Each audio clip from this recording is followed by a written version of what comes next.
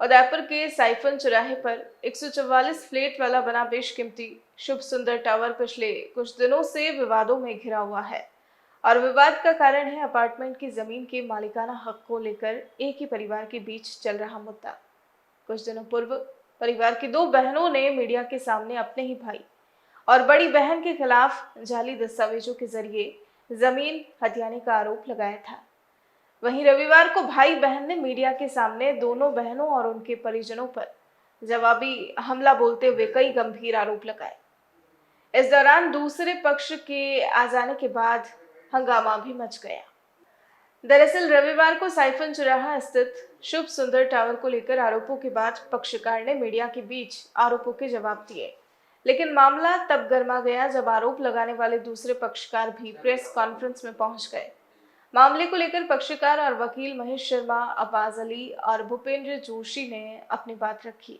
उनका कहना है कि जमीन के मूल मालिक स्वर्गीय सुंदरलाल जोशी ने 11 अप्रैल 2002 को अपने बेटे भूपेंद्र जोशी के नाम वसीयत लिख दी थी, जिसकी जमीन का मालिकाना हक भूपेंद्र जोशी को मिला है। शर्मा ने बताया कि इसके बावजूद स्वर्गीय जोशी की 3 बेटियों मधु व्यास, लीला शर्मा और गिरिजा जोशी ने यहाँ बनी इमारत की गैर कानूनी और गलत होने का झूठा आरोप लगाया है। वसीयत पर मधु व्यास और लीला शर्मा ने भी अपने हस्ताक्षर कर सहमति की पुष्टि की थी। पक्षकार का कहना है कि 19 साल के दौरान ना तो कभी कोई चर्चा हुई और ना ही कभी कोई आपत्ति जताई गई, लेकिन अब जब बिल्डिंग तैयार हो गई है तो अचानक विवाद खड़ा किया जा रहा है। शर्मा ने बताया कि स्वर्गीय जोशी की पत्नी स्वर्गीय निर्मला जोशी ने भी 2003 में अपनी रजिस्टर्ड वसीयत निष्पादित की थी।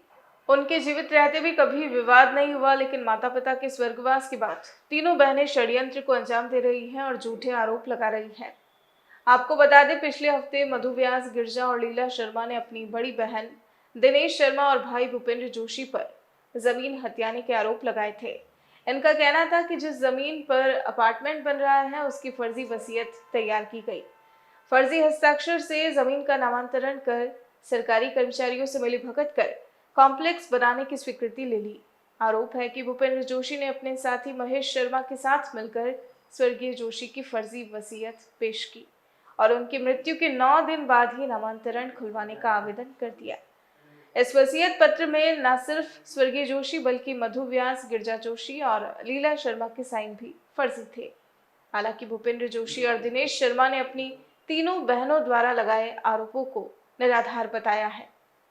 मेरी 2 छोटी बुआ मधु व्यास और लीला शर्मा ने हमारे ऊपर, मेरे पिता के ऊपर, मेरी माता के ऊपर ये इल्ज़ाम लगाया है कि हमने हमारे दादाजी सुंदरलाल जी जोशी की विल की वसीयत को गलत तरीके से फर्जी वसीयत बनाकर और सारी उनकी जो संपत्ति है वो अपने नाम करवा दी है।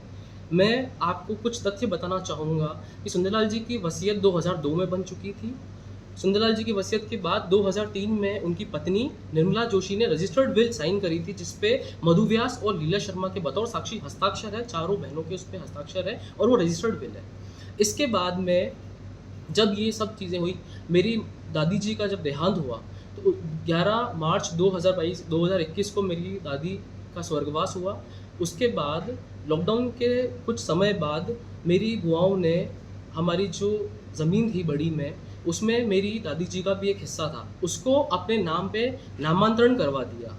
जबकि उनको ये चीज़, उनको पता था, उनको ये चीज़ उनकी ज्ञात थी कि दादी की, निर्मला देवी की एक वसीयत है जिसमें उन्होंने अपनी वसीयत के ज़रिए उनकी जो संपत्ति है वो अपने पौत्र शुभम जोशी के नाम पे करी थी। हमें इस चीज़ का ना तो पता था, हमें इस पूरे कांड के बारे में पता चला 14 सितंबर को, और जब हमने इसकी तहकीकात करी तो पता चला कि नामांतरण जो है वो जुलाई में खुल चुका है। पर बात यहीं तक ही नहीं रुकी थी। मेरी दोनों बुआओं ने 12 अक्टूबर 2021 को मेरे पिताजी भूपेंद्र जोशी, कुमुद जोशी, मेरे और महेश जी शर्मा और अन्य के खिलाफ एफआईआर रिपोर्ट दर्ज करवा दी।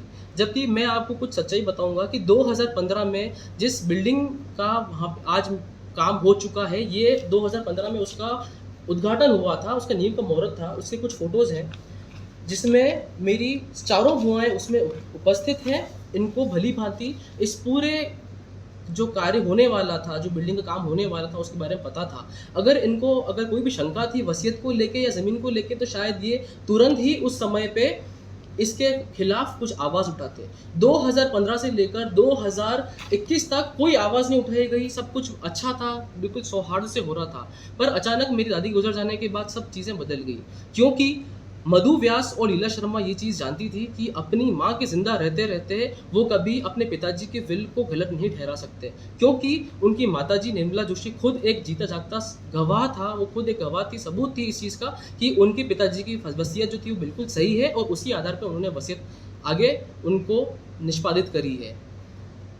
तब से लेकर अभी तक पूरे मेरे परिवार पे मुझ पे इतना अलग-अलग तरीके से प्रेशर बनाया जा रहा है, इतना हमको स्ट्रेस में हम चल रहे हैं इस वजह से कि हम दोषी ठहरा रखा है हमको। हम आए दिन हमारे पे कोई ना कोई नए वो चीज़ होती है कि आज ये चीज़ हो गई, आज वो चीज़ हो गई। हम पे ऐसे इल्ज़ाम लगाए गए कि हमने फर्जी वसीयत साइन करी है। इससे पहले जो प्रेस कॉन्फ्रेंस हुई है उसमें इन्होंने ये बोला है कि दिनेश जोशी के अलावा सभी लोगों के साइन भूपेंद्र जोशी ने किए हैं। ये सारे साइन इनके द्वारा कराए गए हैं, जो कि बिल्कुल गलत है। हम पे गलत इल्ज़ाम लगाया गया है और इस पूरे मैटर को गलत तरीके से प्रेज़ेंट किया गया है।